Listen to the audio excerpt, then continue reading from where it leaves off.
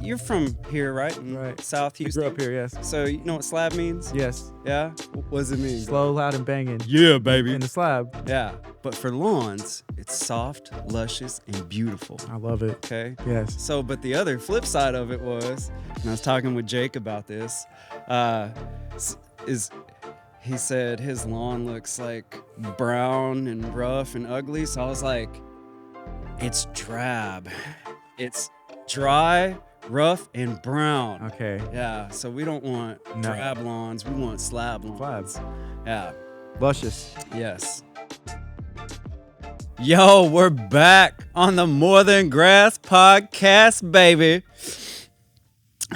With Gardy from Clear Life Media. Dude, so last time we talked a lot about the cost going into stuff and sand, all that, right? Yeah. So let's keep going with the sand here a little bit. All right.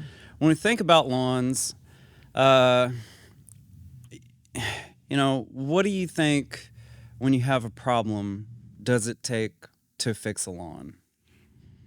What does it take? I mean, it can be, I guess, a number of different things, and I suppose it'd probably be what the problem is. Are you talking about what it takes, like money wise, or what it takes, like work wise? I would say work and treatment wise. Yeah. I mean, money wise, we can kind of go across the board, but just kind of a quick little thing. On average, for my customers over the last 7 years, they are spending anywhere from $800 to $1,500 on different things to really get the true effect that they're looking for. All right. But beyond all that, having been in lawn care for 14 years, having grown up in, and I'm going to throw my dad out here on this one, right?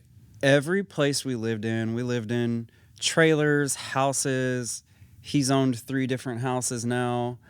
Every single place when I was little, he would bring in a busload of sand, probably like a dump truck full, which is typically 10 to 12 cubic yards, which we just talked about what that is. Yes. Right? We brought in a lot of sand. And I bring this up because over the last years, I'm always in this conundrum of what I'm doing to fix a lawn. And a lot of people don't like the big name fertilizer company. And I don't always want to throw them under the bus because I deal with all the same problems they do.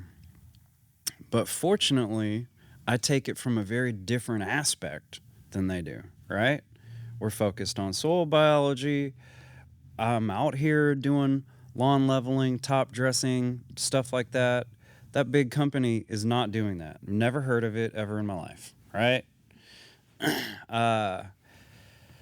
I say that because if you talk to older people, they're like, yeah, man, every year my dad brought in so much sand and we would spread it across the lawn. And I'm trying to think to myself and kind of probe them a little bit, like, how old are you? How old is your dad? So we're talking 30 years ago, 40 years ago, people would do this all the time. Mm-hmm. Like I said, I've been in the industry for 14 years. In this area, I've taught some other guys around here about top dressing and lawn leveling, but it's not a real big thing, right? Right. It's not something... There is a couple companies throughout Houston who do top dressing, and it is becoming more of a prevalent service. And I'm really glad it is, because there's no way you're going to put the amount of material back on a lawn just through a bag of fertilizer, right? Or 2 bags, or a bag of, I'm just going to say it, azomite. Have you ever heard of that stuff? Mm-mm. No? Okay, well, it's something that's very, marketed to add minerals back into your lawn, okay? Seriously, people, go get a freaking bottle of molasses and spray that on your grass. Probably going to get more nutrients out of that than that bag of that stuff. But I say this because, to me, Fixing new lawns, like in new developments, is cake, right? Small trees, but they have sand under there. They usually just put too much of the scheduled treatments on there and didn't feed the lawn as much as they treated the lawn, right? And so I'll come back in with what we call our hippie lawn restoration package and put down a bunch of flower bed mix. And I say flower bed mix because, quite honestly, I don't like using superfine compost all the time. It doesn't have enough in it. It's very screened. It is great for a lot of purposes and top dressing, but for our jacked up lawns, a bed mix has coarse material, it has soil, it has a little bit of sand. It's got a little smorgasbord of all of it, whereas a superfine compost is just screened compost and maybe a tiny bit of sand. So it's not giving the lawn like all the bulk nutrients it really needs. And to go back to the sand part, okay? Listening to all these old people, like, hey, we used to spread sand all the time, like back in 1978. I don't know. I don't know why that's my number, people, but it is, okay? But I'm thinking to myself, okay, just in the last episode, told you that a cubic yard of sand is 2,500 freaking pounds. That's what? 1,000 times different than a 25-pound bag of fertilizer? That's a massive scale of difference. Now, however, the very cool thing is fertilizers have nitrogen, a little bit of phosphorus, potassium, sometimes other micronutrients, but still, if you think about the amount of, say, iron, calcium, if it's really good, it might show that it has some silica and molybdenum. I know I'm going off the rails here with micronutrients, but still, you're only putting down a 25, 30, 50-pound bag across typically, let's say, 4,000 square feet. Mm-hmm. 2,500 pounds of material plus the way that sand is going to be, in essence, like the truest of the true slow release. Because when you put down a nitrogen fertilizer, you're really speeding up essentially like the lawn's metabolism. And so it's going to utilize all that stuff a lot faster. Kind of like taking an energy drink. It says it has all those nutrients in there, but like, boom, it's going to hit you quicker. Now, if you get your protein and, make a really dense smoothie, it's going to last longer in your body, right? Similar to lawn, but putting down a few cubic yards of sand is going to last like potentially a few years, if not longer. And I say it because it's like a lost thing that got lost over time of spreading sand. Where did it go? The mentality, I don't know how to word it. I've never heard of that, to be honest, until I've talked to you. The idea of even putting a top dressing or something on top of it, especially sand, that we live here on the Gulf Coast, it never really crossed my mind. And I can say for a fact I've never seen it done other than what you show. And what you've seen. Right. How did that look?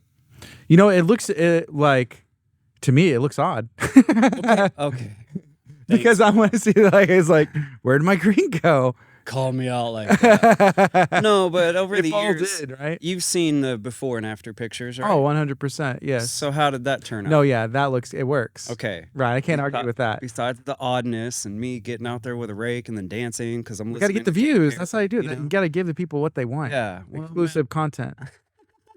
Only lawns, baby. More than just grass. Like and subscribe, right? Ooh, yeah. Because we want our lawns to be slab and not drab. Which I was just thinking about this. You're from here, right? Right. South Houston. I grew up here, yes. So you know what slab means? Yes. Yeah. What does it mean? Slow, loud, and banging. Yeah, baby. In the slab. Yeah. But for lawns, it's soft, luscious, and beautiful. I love it. Okay. Yes. So, but the other flip side of it was, and I was talking with Jake about this, is he said his lawn looks like brown and rough and ugly. So I was like, it's drab. It's dry, rough, and brown. Okay. Yeah. So we don't want drab lawns. We want slab lawns. Slab. Yeah.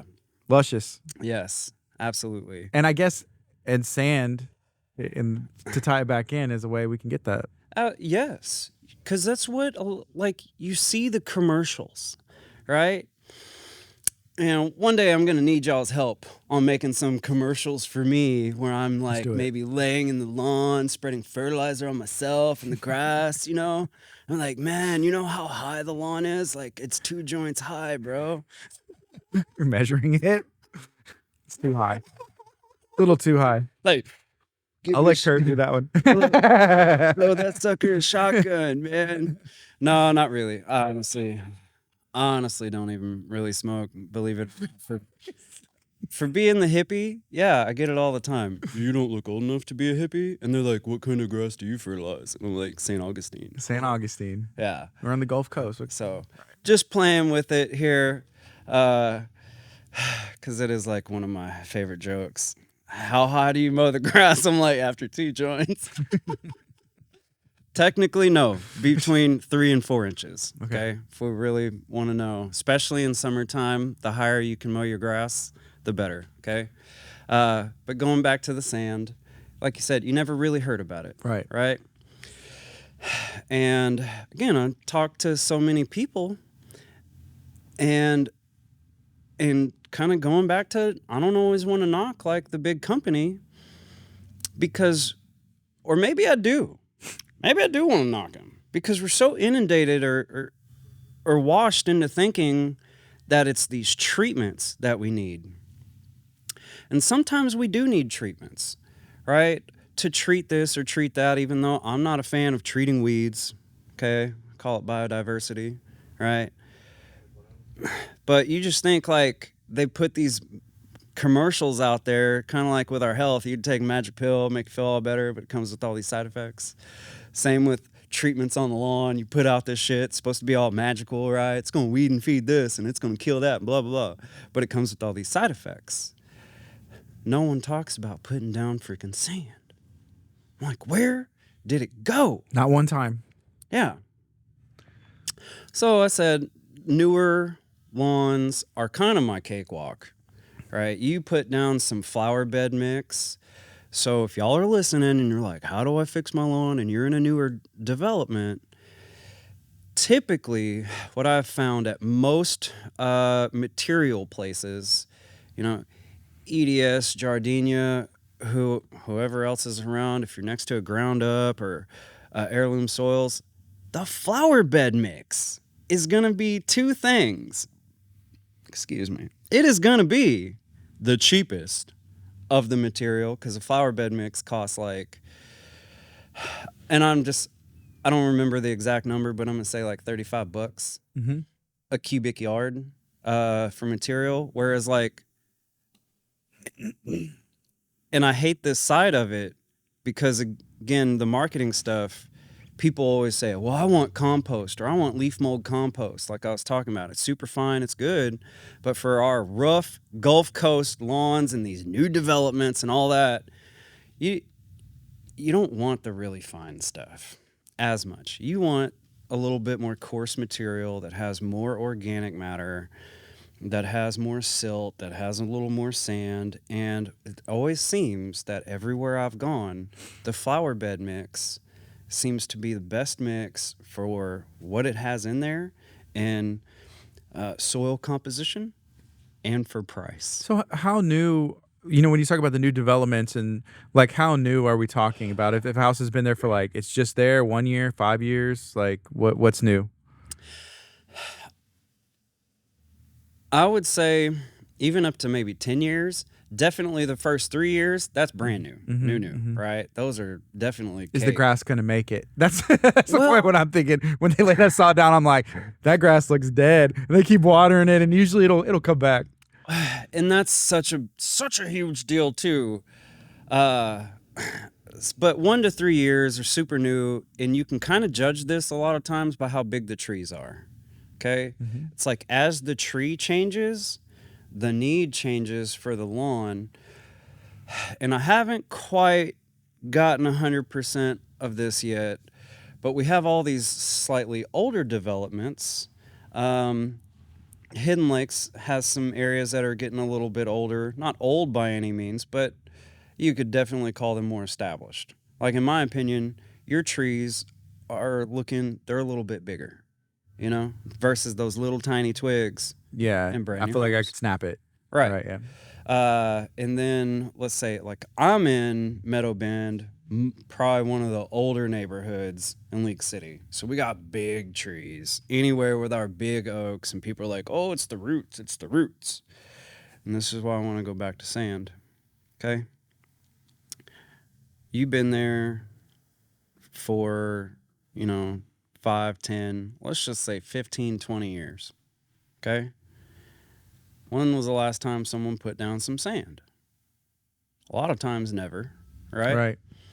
And you telling me in 15, 20 years you didn't have erosion? We do. We Right. get massive freaking rains. What happens? Soil gets eroded. Not only that, we have these big old trees. Uh, they produce all these leaves. It takes more than NPK, nitrogen, phosphorus, potassium, to produce a leaf. Or even your grass, right? Takes more than that. Grass takes a lot more nitrogen than other plants, but in terms of these trees, we're talking about tons of minerals and carbon also, because a huge part of that leaf material is carbon. So that gets taken off. We don't top dress the lawns. We don't add sand. All we're doing is throwing down some more knots and expecting miracles. So it's like the best way to replace all this is sand for a good cover back up those roots. Quit blaming your tree, right? For you taking away its constant blanket that it creates. Because in nature, you know where Armin Bayou Nature Center is at? Yes. Okay. You ever seen anyone out there picking up leaves? No. No, right? People leave it alone. Right. In nature, like it's going to stay there and it's going to decompose, and we're not trying to grow a lawn. Yeah. So it's getting its minerals back. It's getting its carbon back. Well, we're mowing it and bagging it and taking it off. We're not giving that stuff back, right? All we're doing is throwing down a high nitrogen fertilizer typically. So we're constantly speeding up its metabolism and not replacing, essentially, I guess I always want to think protein, because it's like usually the slowest thing to work through the body, right? Mm-hmm. Well, I know you know some, like a little bit about that stuff. So I'm right, right? Right. Okay, so I think of it like we're not replacing the lawn's protein, you know? Uh, and the best way to do that is every few years. How many years? I'm not that old yet, so I haven't quite, dated that kind of thing. But I'd say even on a level of, in my experience, maybe 5 years might be good to think about, hey, my lawn is changing and all this stuff has happened, because in 5 years we definitely have some nasty storms, freezes, droughts, heat, all the stuff. And all that stuff on top of us mowing and bagging the lawn and taking away the leaves also bakes it out of the ground darn near. And we're keeping our lawns like 2.5 inches, so it's not getting a good cover to help also retain that stuff typically. So it's like, yo, maybe we should be putting a lot more sand down. And yes, we want to put some nitrogen fertilizer back in there, because then that's going to help really speed up the rapid growth of filling that lawn back in that process. Then I listen to the old people again, right? And they're like, oh, put sand down every few years. I'm like, every few years, okay. And then I hear from these people and they're like, yeah, but we didn't use all that stuff on the lawn. Or at least that's what they tell me. They're like, I don't remember my dad using that. Right. And to be quite honest, now my dad has been using that stuff for a long time. I always he tries to hide it from me. right? I come in, down where he keeps his little yard stuff, and can always tell like the little bag of weed and feed is tucked off because he don't want me to see it. Like, "Arr!" Hopefully, it's the same bag from 1978 over there, and it's just it's not a new one coming in. No, No, it's a new one. new home, new Yeah. place, new weeds to kill, whatever. But also many cubic yards of sand, and I know because I've helped him spread those cubic yards and all that good stuff.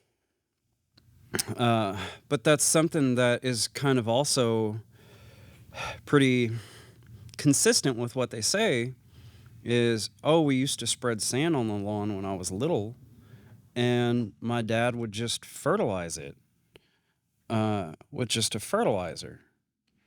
And I'm thinking to myself, because I've been having this feeling for a long time.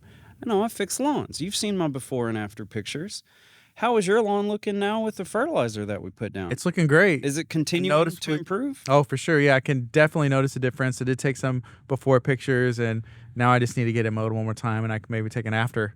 Okay. And in that bag of fertilizer wasn't a whole bunch of treatment crap. It was soil food. Mm-hmm. Okay.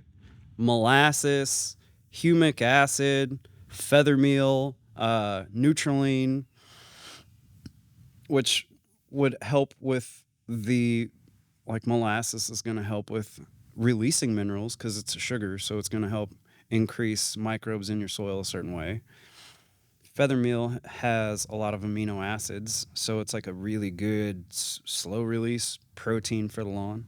And then the humates is a good carbon source, which we add more carbon in a lot of these lawns, and it helps release nutrients or make them more available, right? Because there is often a lot of stuff in the lawn, it's just not available. But man, I put some sand on my lawn the other day, and I'm going to keep watching. And to be honest, I've been even scalping my grass, but it's been cool. The mornings have still been like 50 degrees, right? Don't do this in the summertime, people.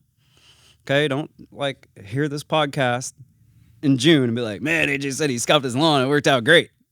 Wrong answer. No, it's been 55 degrees in the morning, and it's been nice. Yeah. Yeah. So it's something I want to put back out there in this industry, because if we utilize stuff like a quality top dressing, stuff like a lawn leveling or putting sand, yes, we're doing some great remineralizing of the lawn in a way that a lot of these products aren't going to touch. They can't touch it. Just like eating food. You can take supplements, but nothing as effective as a good diet, right? Right. Yes, you can supplement a good diet, but you can't replace a good diet. Right. It's like they say you can't outwork even lifting weights. You can be strong, but then to get the results and looking the way that you want to, or like a superhero, it's the diet. What are you feeding? What are you feeding your body, right? Yeah, like to say, abs are made in the kitchen. Mm-hmm. Now, obviously, not my kitchen. But you want your yard to have abs, right? I want my yard to have some abs. I want that sucker to be Slab, baby. Right. Beautiful, lush. Or what? Soft, lush, and beautiful. That's right.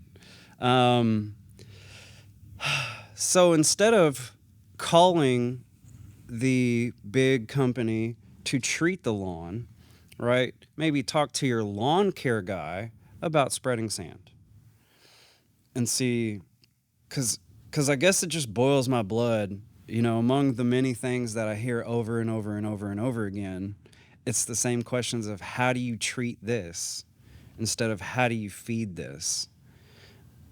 And I've been getting great results over the years by feeding it, by doing something different than what the average marketing is telling us to do, by giving us that what is it? It's the custom package just for me and my yard. I hook it up to the hose and spray it. Yes. It's tempting. Yeah, right? Oh, we're going to customize it to your lawn. We know exactly what weeds you have. We put in just the right amount of herbicide to kill that black medic. Look up black medic, y'all. Okay, that's what most of you have and not clover, just so you know. Yeah, right? So no. let's do something different. May it cost a little bit more initially? Yeah, because all these treatments are cheap. But you know what I hear year after year after year as well? Is oftentimes with these cheap ass treatments, they're not getting anywhere. You know? And they're not getting the education on how to take care of it afterwards, which is a huge, huge deal. You come to me, right? Now, not all my lawns are perfect, I'll admit, but they are getting a heck of a lot better all the time and way more consistent. Because what you have to do to fix an ugly lawn, which I'm really good at, and what you have to do to keep that lawn beautiful are different. So I've been having to have that learning curve of, I don't have to throw so much at it anymore. I have to change what I throw at it to maintain it. That makes sense. It's again to tie back to the working out, to get that results. But then it's like what you did to get there. Then there's a maintaining. So you got to adjust some things, the food, the workouts, and all that, or else it's gonna change. And you don't have to go so hard, right? Because otherwise you burn it out. Right. And I'm learning. I'm always learning. I've screwed up my own lawn, sometimes other lawns. But let's take a different view. And maybe you don't need all the treatments. Maybe you just needed some freaking sand and some fertilizer and some time and water. Don't forget the water, y'all. Okay? Just like us. You need to stay hydrated. Your lawn needs to stay hydrated. And when you do something like a lawn leveling or put a lot of sand down or even a quality bag of fertilizer, any fertilizer, it's going to take a lot more watering. So something I learned over, let's say, even just the past couple of years. When you do all this lawn leveling, treat it like a sod installation. So what do you think when I say treat it like a sod installation? Well, whenever I think of a sod installation, I think the one thing that comes to mind is just making sure you water it. Simple. Right. Simple. All right. And keep it consistent. And last year was what? 113 degrees at some days? Mm-hmm. Okay, so I would say that being the case, your lawn turned out okay, Gardy, for as much as we went through. You probably need to dial or have been dialing in your irrigation, right? But at least I can tell it was running last year. It was. Yeah. I'm biodiverse. Yeah. So we'll keep it running, dial it in. You may need some sand and not just the next treatment because it's a simple process. But it's not as simple sometimes as the treat and defeat mentality. Let's get away from that, people. Anyway, hope this helps give you some understanding of what you need, what you might need. Okay, it's more than just a lawn leveling. It's also like a remineralization, big time. Flower bed mix works fantastic. Don't forget that, y'all. And it is a little bit cheaper because on that note, you know how much a freaking cubic yard of fine compost is? I'm guessing it's more than the flower bed mix. What did you say? It was like, it's around $30. Mm-hmm. So maybe 45? That's cute. A quality screened, like say leaf mold compost, and there's a few companies in our area that make them, and they are really, really good products. Don't get me wrong, people. Quality compost is amazing, but we're talking the difference of in my cost, okay? Y'all are going to hate me out here in this business, but whatever. My cost is usually like $69 to $89 a cubic yard.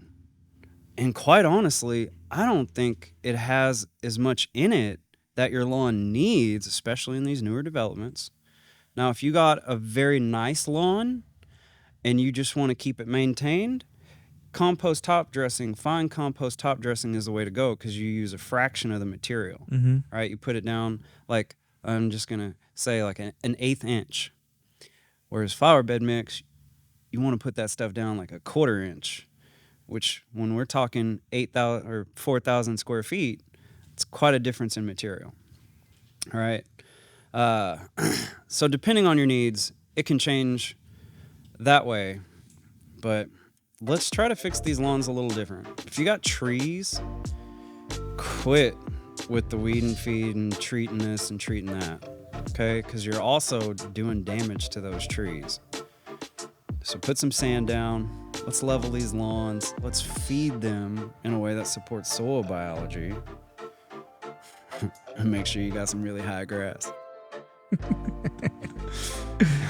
So, Gardy, thank you, man. Thank you, Clear Life Media. Check out hippiefertilizing.com. Give us a like, a follow, a subscribe. I want to know your comments and your thoughts, okay? And have a super groovy day. Remember, nobody knows grass like a hippie.